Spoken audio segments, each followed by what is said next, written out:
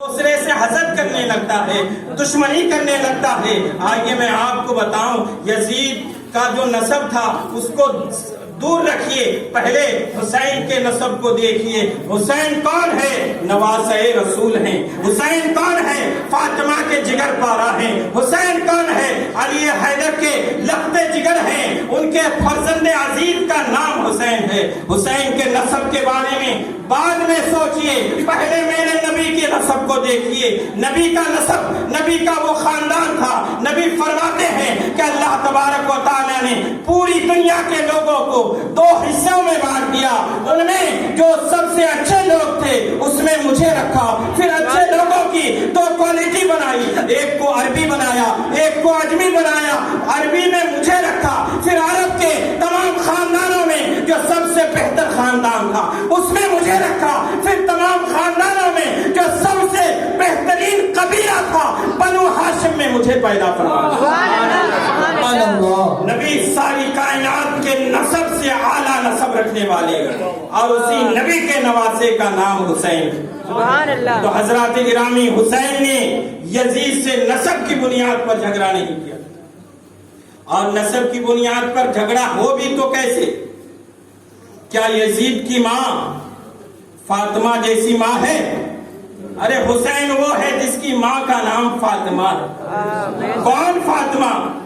میری مائیں بیٹھی ہیں، میں ان کے لیے بھی عرض کروں، کون فاطمہ؟ وہی فاطمہ کہ جس کے پردے کا یہ عالم تھا کہ اعلیٰ حضرت فرماتے ہیں کہ فاطمہ کے آنچل کو بھی آسمان کے چاند و ستارے نے نہیں دیکھا۔ آسمان کے چاند و سورج نے کبھی فاطمہ کا آنچل نہیں دیکھا تھا، تو سورج کیسے دیکھتا؟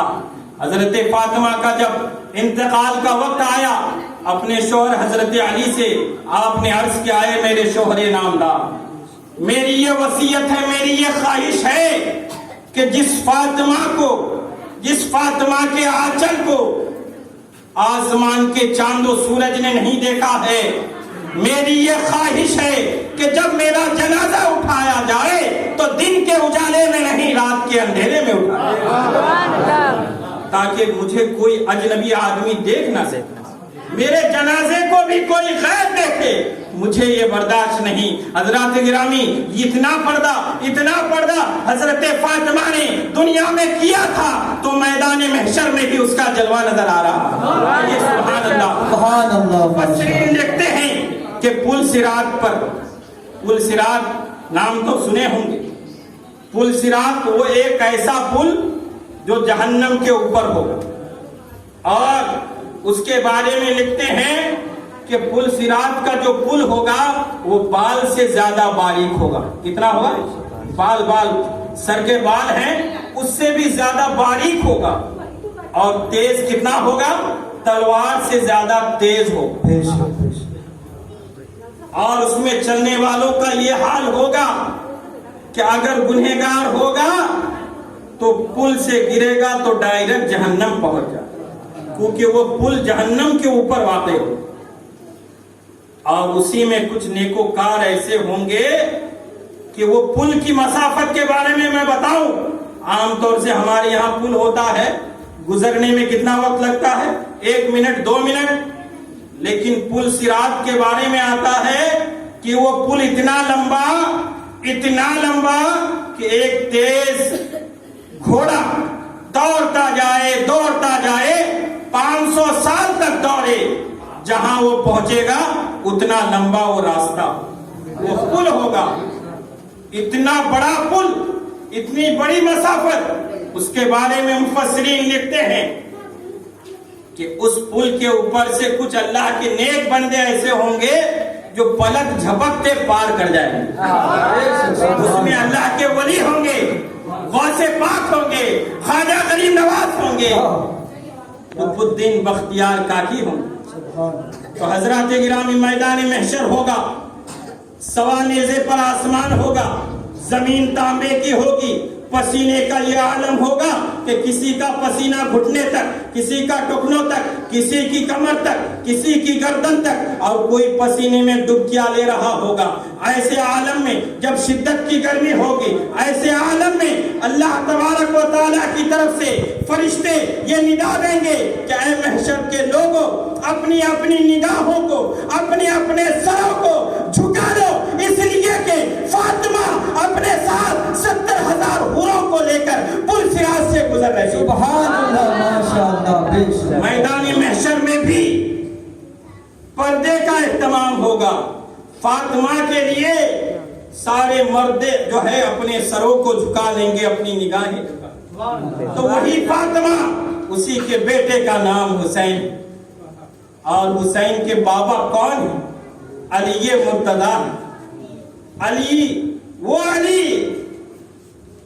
جن کو اللہ نے اتنی طاقت عطا فرمائی تھی، اتنی شجاعت عطا فرمائی تھی کہ خیبر کا دروازہ، ایک قلعے کا نام خیبر ہے، جس قلعے میں یہودی رہتے تھے، اس قلعے میں مسلمان داخل نہیں ہو پا رہے، جنگ واقع ہو چکی تھی، دروازہ اتنا بڑا کہ 40 مرد مل کر کے بھی اس دروازوں کو اٹھا نہیں سکے، اتنا وزندار دروازہ، لیکن نبی نے فرمایا خیبر جو ہے میرا علی فتح کرے گا، علی فتح کرے گا۔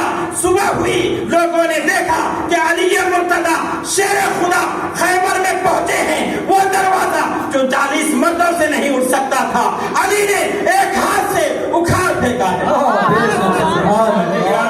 اتنی طاقت اللہ نے حضرت علی کو دی، اور وہ علی جس کے بارے میں نبی فرماتے ہیں کہ اگر میں علم کا شہر ہوں تو علی اس کے دروازے ہیں، تمہیں علم لینا ہے تو میرے پاس ایک بار آنا ہوگا، لیکن علی کے پاس 2 بار جانا۔ حضرات گرامی، وہ علی جن کی ایک وقت کی نماز قضا ہو گئی، کیسے ہوئی؟ عصر کا وقت تھا، سب نے سنا ہے، اتنے نماز کے متقی اور پابند، کبھی نماز نہیں چھوڑا۔ آپ علی والے ہیں تو آپ کی بھی نماز نہیں چھوٹنی چاہیے، آپ کو بھی نماز کا پابند ہونا چاہیے۔ حضرت علی جنہوں نے کبھی ایک وقت کی نماز نہیں چھوڑی ہے، لیکن ایک دن عصر کا وقت ہے، مقام صحابہ میں نبی تشریف لائے، علی نے ابھی عصر نہیں پڑھی ہے، نبی جو ہے علی کی گود میں سو گئے، اور ادھر جو ہے علی نے عصر نہیں پڑھی ہے، وقت جا رہا ہے، علی پریشان ہے، کروں تو کروں کیا؟ اگر نبی کو بیدار کرتا ہوں نماز کے لیے تو یہ بے ادبی ہو جائے، یہ گستاخی ہو جائے، اور اگر نہیں بیدار کرتا ہوں تو نماز چھوٹ جائے۔ ایک طرف عشق ہے، دوسری طرف نماز ہے۔ علی نے عشق کو مانا، نماز قضا ہو گئی، کیونکہ علی کا عقیدہ تھا کہ نماز قضا ہو تو پھر سے ادا ہو، محبت قضا ہو تو کیسے علی نے نبی کی محبت میں نماز قضا کر دی، لیکن بظاہر علی کو تکلیف تھی، علی کے آنکھ سے آنسو نکل آئے، وہی آنسو کے قطرے نبی کے رخسار پر پڑے، نبی بیدار ہو گئے، فرمائے علی کیوں رو رہے؟ عرض کہ یا رسول اللہ، یا حبیب اللہ، علی کی کبھی نماز نہیں چھوٹی تھی، آج عصر کی نماز چلی گئی ہے۔ اللہ اکبر کبیرہ۔ حضرات گرامی، نبی بظاہر سوتے ہیں لیکن ان کا دل جاگتا ہے، اصل میں علی کا امتحان ہو رہا تھا، نبی دیکھنا چاہتے تھے کہ علی محبت کو مانتا ہے یا نہیں مانتا ہے۔ حضرات گرامی، علی کی نماز قضا ہو گئی، نبی نے فرمایا علی گھبراؤ نہیں، پریشان مت ہو، اسی وقت میں تمہارے لیے جو ہے چاند کو، سورج کو واپس لاتا ہوں۔ حضرات گرامی، نبی کی انگلی کا اشارہ ہوا، ڈوبا ہوا سورج واپس آیا۔ مفسرین لکھتے ہیں کہ خالی ڈوبا ہوا سورج نہیں آیا تھا بلکہ دوبارہ عصر کا وقت ہو جاتا علی کے بیٹے حسین ہے، فاطمہ کے بیٹے حسین ہے، اتنا بڑا نسب پانے والے حسین ہے، یزید اس کا تصور بھی کیسے کر سکتا ہے؟ تو حضرات گرامی، یہ جو لڑائی تھی، یہ جو جنگ تھی، یہ جو اختلاف تھا یہ ذاتی جنگ نہیں تھی، یہ نسب کی جنگ نہیں تھی، یہ صورت کی جنگ نہیں تھی، آخر تھی تو کیا حضرات گرامی؟ یہ جنگ دراصل دو کرداروں کی جنگ تھی، دو کیریکٹر تھا، ایک طرف حسین تھے، دوسرے طرف یزید تھا، ایک طرف حسین کا کردار تھا، دوسری طرف یزید کا کردار۔ حسین شریعت کے پابند ہیں، حسین کو بچپنے سے شریعت پلائی گئی تھی، حسین کی تربیت نبی نے فرمائی تھی، حسین کبھی شریعت کے خلاف کوئی کام نہیں کیے، کبھی شریعت کے خلاف آپ کا قدم نہیں نکلا۔ لیکن دوسری طرف یزید جو نہایت ہی گنہگار، اتنا گنہگار، مفسرین لکھتے ہیں کہ یزید شراب تو پیتا ہی تھا، لیکن جب وہ حج پہ گیا، مدینہ منورہ میں حاضری ہوئی تو وہاں بھی بیٹھ کر شراب پیا۔ اللہ اکبر کبیرہ۔ آج ہمارے معاشرے میں کتنا بھی بڑا گنہگار ہو جائے، کتنا بھی بڑا جو ہے سیاہکار ہو جائے، لیکن جو ہی وہ حج کا ارادہ کرتا ہے گناہ ترک کر دیتا، گناہ چھوڑ دیتا ہے۔ کیوں؟ وہ جانتا ہے کہ میرا سفر پاک ہے، میں پاک جگہ جا رہا ہوں۔ حضرات گرامی، لیکن یزید اتنا بڑا پلید تھا، بظاہر وہ صحابی رسول کا بیٹا تھا، لیکن کردار اس کے بہت برے تھے۔ یزید نے صرف اتنا ہی نہیں بلکہ یزید نے یہاں تک کہہ ڈالا تھا کہ اگر موقع مل جائے تو میں عائشہ سے بھی نکاح کروں گا۔ نعوذ باللہ من نبی کی بیویاں مومن کی مائیں ہیں، کوئی ماں سے نکاح کر سکتا ہے؟ ہرگز نہیں۔ یزید نے ماں سے نکاح کو جائز کر دیا۔ یزید کے جو احکام تھے اس میں عام طور سے زنا تھا، یزید کے احکام میں عام طور سے نماز چھوڑا جاتا۔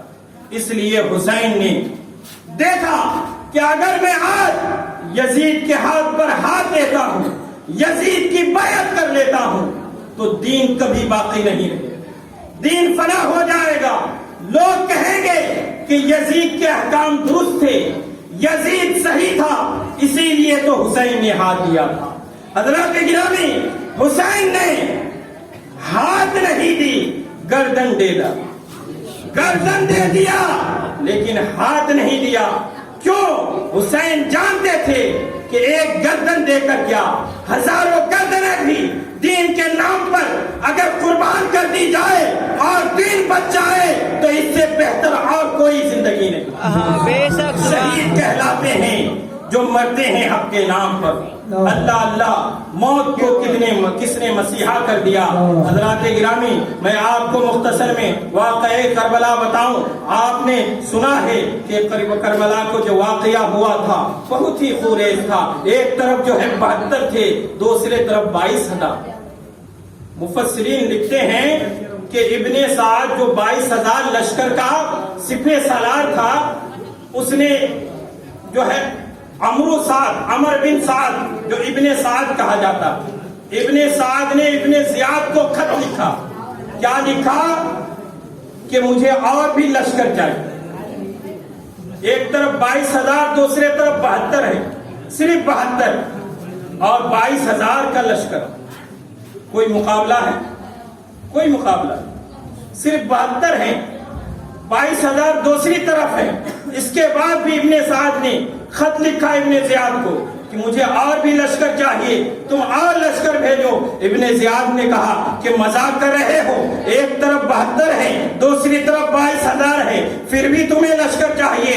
تو ابن سعد نے کہا تھا، اے ابن زیاد، تو صرف یہ دیکھ رہا ہے کہ ایک طرف 22,000 ہے، دوسری طرف 72 ہے، تو یہ نہیں دیکھ رہا کہ یہ 72 یہ علی کے گھرانے والے ہیں، وہ علی والے ہیں جن کا ایک ایک بچہ 1000 پر بھاری، ایک ایک بچہ بھاری ہے۔ حضرات گرامی، اس کے بعد جو ہے جنگ شروع ہو گئی۔ آپ نے سنا ہے کہ جنگ میں جو ہے سب شہید ہو گئے، ایک کے بعد دیگرے سب نے اپنی قربانی پیش کی۔ حضرات گرامی، جب سب قربان ہو گئے، اب آخری مرحلہ تھا۔ حضرت और मोहम्मद की माँ हजरत ज़ैनब आप जो है अपने भाई इमाम हुसैन के पास आती हैं और अर्ज करती हैं, ऐ मौला हुसैन, ऐ मेरे आका हुसैन, मैंने सुना है कि अगर अल्लाह की राह में सदका किया जाए तो बलाएं टल जाती है, मुसीबत टल जाती है। ऐ मेरे आका हुसैन, ऐ मेरे मौला हुसैन, आप भी अल्लाह की राह में सदका करें, हो सकता है अल्लाह इस मुसीबत को टाल दे, इस बला को जो है दफा फरमा दे। हजरत गिरामी इमाम हुसैन ने कहा था, ऐ मेरी बहन ज़ैनब, तुम कह रही हो कि हम सदका करें, लेकिन सदका करें तो किस चीज से करें? ना पानी है, ना खाने का कुछ है, ना ही हमारे पास दौलत है, ना ही मालो असबाब है,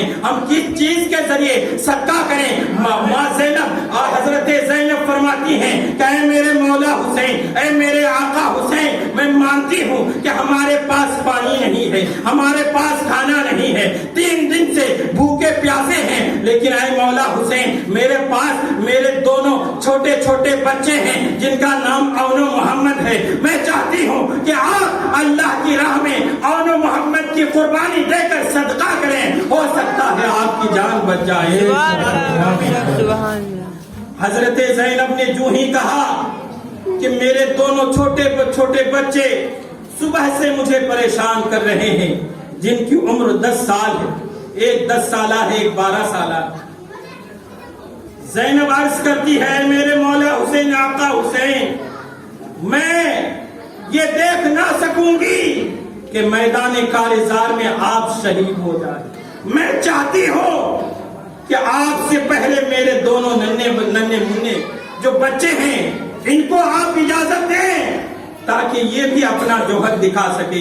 हजरत गिरामी इमाम हुसैन ने देखा कि खानदान तो करीब करीब शहादत का जाम पी चुका है, अगर मैं इन्हें रोकता हूं तो इनके दिल में तकलीफ पहुंचेगी, और शहादत कोई आम मर्तबा वाली चीज नहीं, शहादत ये बहुत बड़ी बुलंद पाया मर्तबा की चीज है।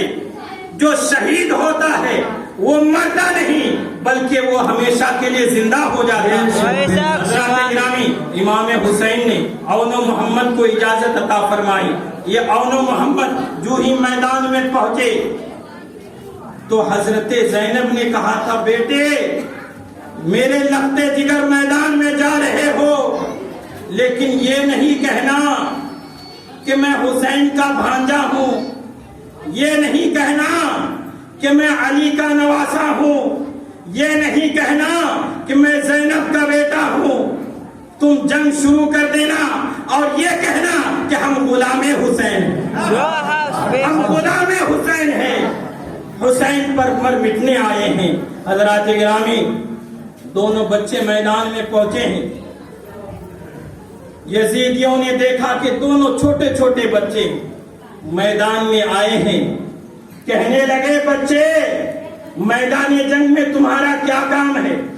अभी तो तुम्हारे खेलने की उम्र है, तुम खेलो कूदो, तुम्हारा यहाँ कोई काम नहीं।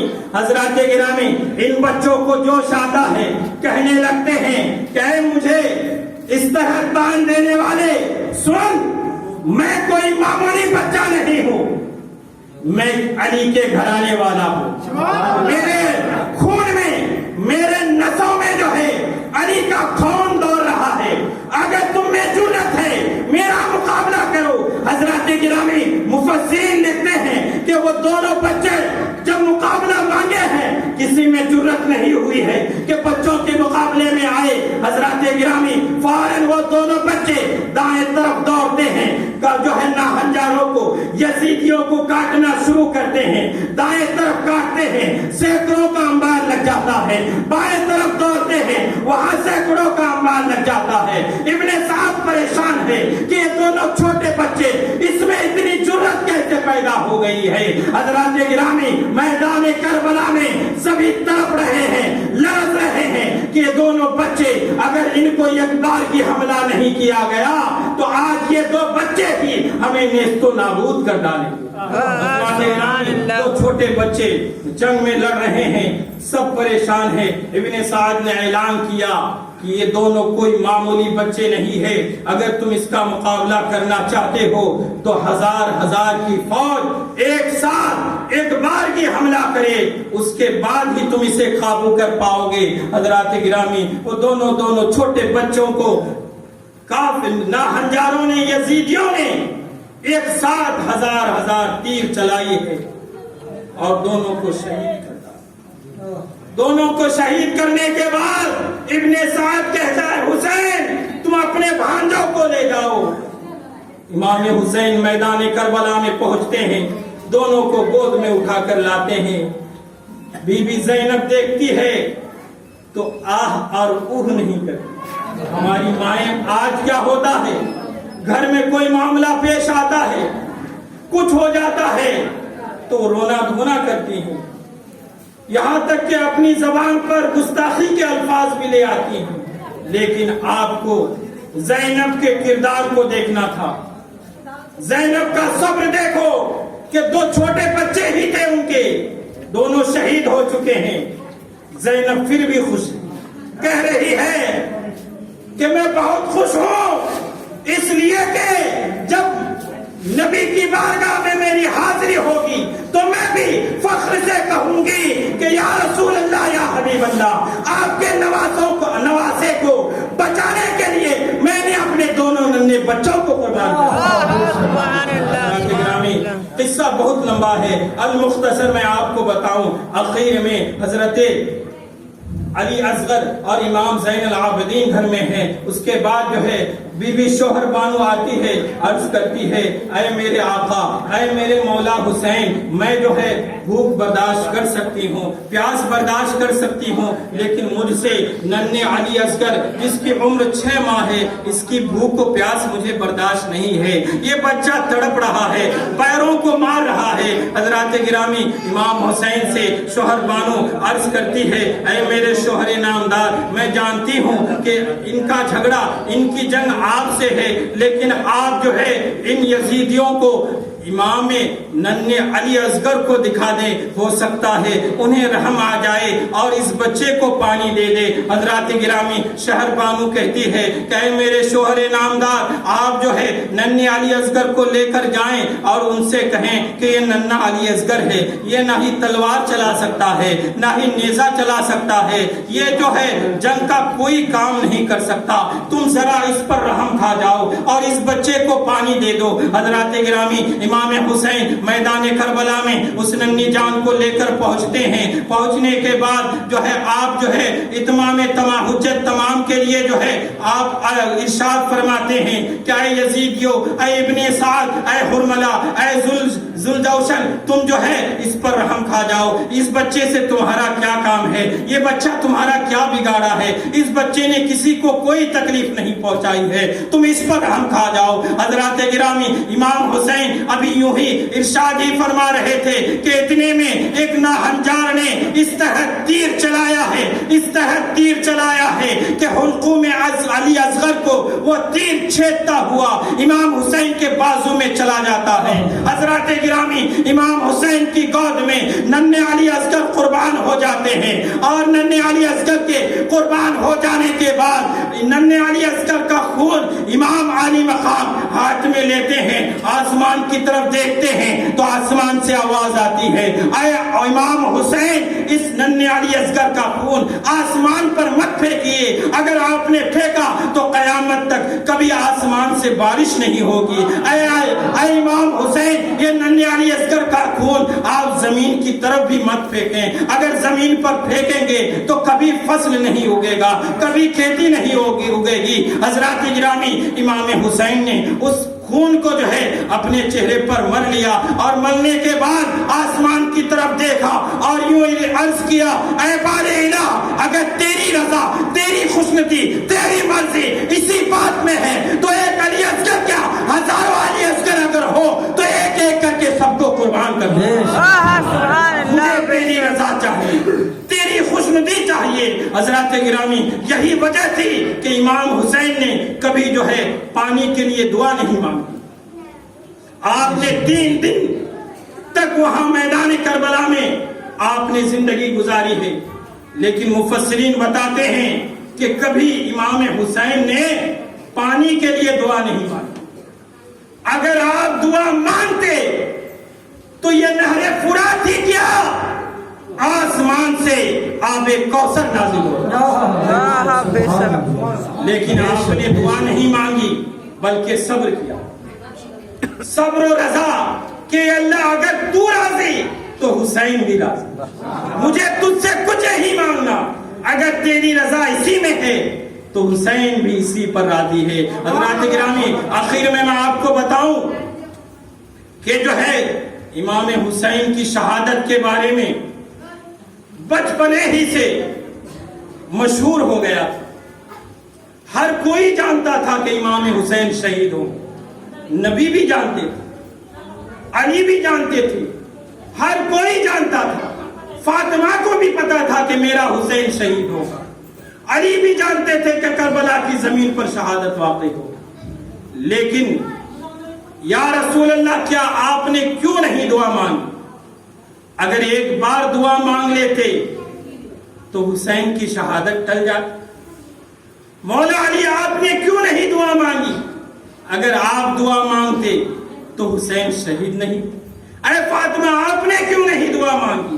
تو حضرات گرامی مجھے کہہ لینے دیا جائے، نبی جانتے تھے، علی جانتے تھے، فاطمہ جانتے تھے کہ میرا بیٹا امتحان دینے جا رہا ہے، اور امتحان میں دعائیں نہیں مانگی جاتی ہے بلکہ سب کچھ اللہ پر اور اس بندے پر چھوڑ دیا جاتا ہے۔